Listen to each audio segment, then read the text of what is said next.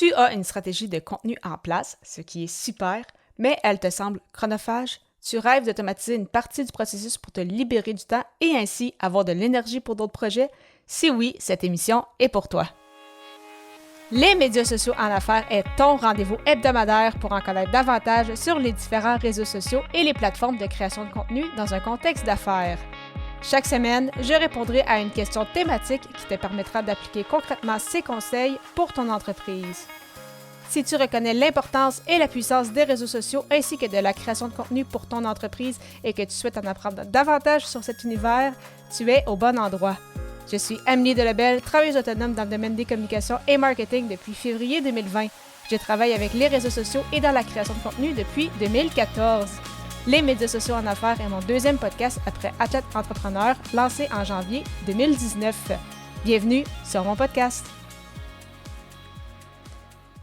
Salut et bienvenue sur les médias sociaux en affaires, épisode 321. Alors qu'aujourd'hui, je réponds à la question « Comment automatiser ta stratégie de contenu? » Donc, tout d'abord, si tu as une stratégie, donc tu as défini ton persona, ton audience cible, défini tes objectifs, tu as un plan de match, un calendrier de contenu, tu le sais où est-ce que tu t'en vas, tu sais pourquoi tu es sur telle plateforme, comment en fait créer ton contenu, quelle est ton intention derrière chaque pièce de contenu que tu as, c'est vraiment super. Donc, tu as fait un très bon travail. Cependant, oui, penser à tout cela, bien sûr, demande du temps. C'est un mal nécessaire, comme j'aime dire, mais ça vaut vraiment la peine. Donc, vraiment, les heures passées sur ces réflexions-là, ça en vaut la chandelle, vraiment, sans aucune hésitation. Donc, c'est sûr que tu vas avoir beaucoup plus de résultats de cette façon que si tu ne prends pas ce moment, justement, pour définir les points clés et juste en fait créer du contenu pour créer du contenu. Après ça, tu vas avoir peut-être des moins bons résultats, ça va te décourager et tu n'en créeras plus. Donc vraiment, ça vaut la peine de prendre ces heures pour cette réflexion-là, pour définir justement persona, objectif, définir le calendrier de contenu et autres. Toutefois, une fois que ta stratégie est bâtie, comment sauver du temps en lien justement avec ta création de contenu? Donc, bien évidemment, on le sait que ça prend quand même du temps. Donc oui, le bâtir, ça prend du temps, mais par la suite, appliquer en fait ce calendrier de contenu-là va demander quand même un certain temps. Donc, tout d'abord, pour t'assurer de ne pas oublier peut-être certaines étapes clés, je te recommande vraiment d'avoir un logiciel où tu peux y intégrer ta stratégie. Donc, je sais que plusieurs utilisent Notion. De mon côté, j'utilise Asana, qui est en fait un gestionnaire de projet. Et je sais qu'il existe quand même d'autres outils de ce genre comme Monday.com, Zoho. Donc, c'est de voir selon, encore une fois, selon ton budget, selon qu'est-ce que chacune des plateformes propose, qu'est-ce qui peut être intéressant pour toi, avec quelle plateforme es-tu la plus à l'aise. De mon côté, c'est avec Asana. Donc, ça me permet justement de mettre en fait tous les points importants que je ne dois pas oublier quand je crée mon contenu. Donc, que ce soit avec mon podcast ou avec mes publications sur les réseaux sociaux. Donc, ça m'assure justement de faire un certain suivi et que je sois toujours à jour par rapport à cela. Et pour t'aider, bien évidemment, à rédiger des publications, c'est certain que d'avoir l'aide un peu de l'intelligence artificielle comme ChatGPT, ça peut grandement t'aider. Donc, moi, ChatGPT, c'est l'outil que j'utilise. Bien évidemment, je ne te dis pas de faire des copier-coller de tout ce qu'il te dit, bien au contraire. Mais si des fois, tu as l'impression que tu as une idée de où est-ce que tu t'en vas, mais des fois, tu n'es peut-être pas certain de l'angle que tu vas utiliser pour ta publication ou tu as des idées, mais tu n'es peut-être pas nécessairement certaine laquelle vraiment serait la plus intéressante ou autre. Avoir peut-être, c'est ça, des nouvelles formulations de mentionner certains points. C'est fou le temps quand même que ChatGPT peut te sauver et autres, en fait, outils, comme je le mentionne, d'intelligence artificielle. Donc, vraiment, l'IA peut te sauver beaucoup de temps s'il est bien utilisé. Et encore une fois, je ne dis pas de faire des copier-coller de tout ce que l'IA te propose, mais justement, quand tu sens peut-être que la créativité est un peu moins là, si tu veux t'assurer certaines choses, si toi, tu as déjà rédigé tes publications, tu te dis, il y aurait peut-être une autre façon de le faire qui pourrait être intéressante. Vraiment, ce sont des outils très pertinents pour cela.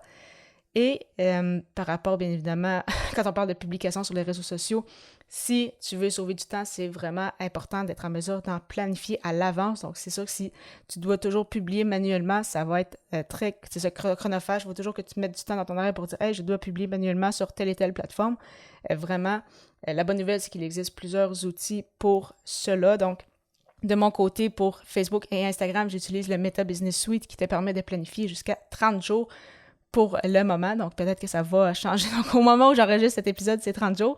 Peut-être que ça va changer d'ici ce temps-là, ça serait vraiment le fun. Sinon, directement sur LinkedIn, donc tu peux programmer directement sur ton profil personnel ou sur la page d'entreprise.